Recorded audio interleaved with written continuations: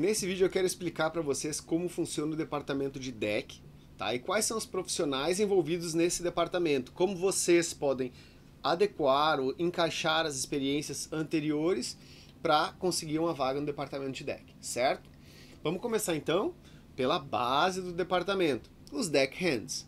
O que fazem os deckhands? Os deckhands eles são responsáveis pela limpeza, por deixar tudo polido, impecável nos barcos, tenders, jet skis, ou seja, em todo o iate na parte exterior, tá? O deckhand não ajuda no interior? Em barcos menores, sim, ajuda no interior quando é necessário, mas em barcos maiores, deckhand cuida da parte externa, tá? E não só da limpeza, a gente é responsável pelas operações. Então, em barcos maiores, operação de helicóptero, tem deckhands. Operação de tender, tem deckhands. Operação de pescaria, tem deckhands. Combate a incêndio, tem deckhands. Então a gente é responsável pelas operações do iate, tá? E também pela parte de limpeza, pela parte visual, tá? Que é, sem dúvida, a principal tarefa do time, tá? Tudo começa com a limpeza no turno da manhã. Depois vem as operações, tá? Deckhands, a base da carreira.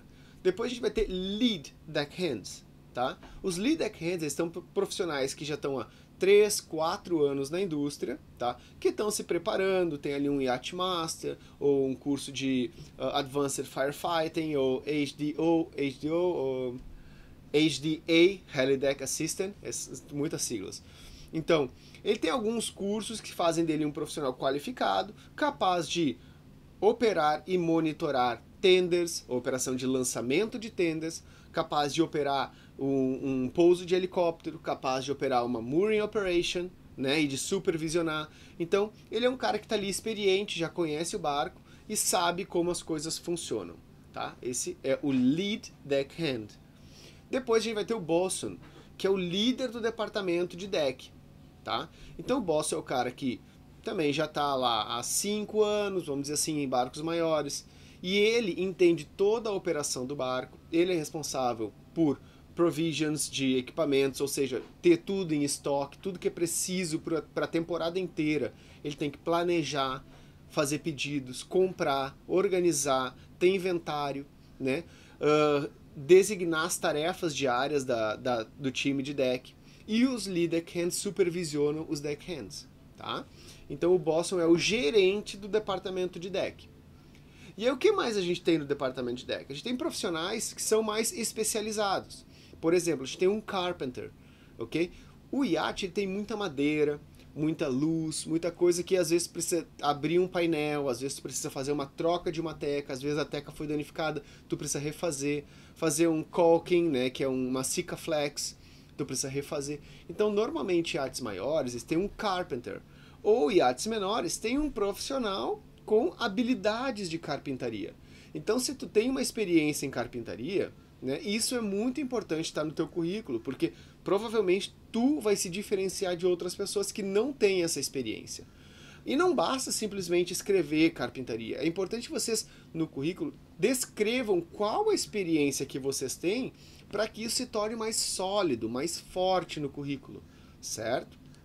Então a gente tem o carpenter, que é um profissional bem especializado, muito procurado, tá? Principalmente carpenters com 3, 4 anos de experiência, arruma vagas assim, com salários assim, tá? Carpenters. E depois a gente tem os tender pilots. Alguns iates ele tem profissionais designados a dirigir a lancha, as lanchas, né? Porque imagina, um iate de mais de 100 metros, ele vai ter no mínimo, sinceramente, no mínimo, uma limusine, tá? Uma lancha limusine. Essa limusine custa 2 milhões e meio de dólares, mais ou menos, né? Então, assim, é preciso ter um profissional qualificado, suficiente, calmo, que entenda do trabalho para dirigir aquela lancha com os hóspedes. É uma lancha onde não pode ter erros, né? Tu tem que saber o que tu está fazendo em qualquer tipo de mar. Então, às vezes o mar, eu sei dirigir lancha, beleza. Aí imagina tu sabe dirigir, mas o mar tá muito grande, tu tem que vir alongside no iate, tu não pode danificar a lancha, tu não pode danificar o iate.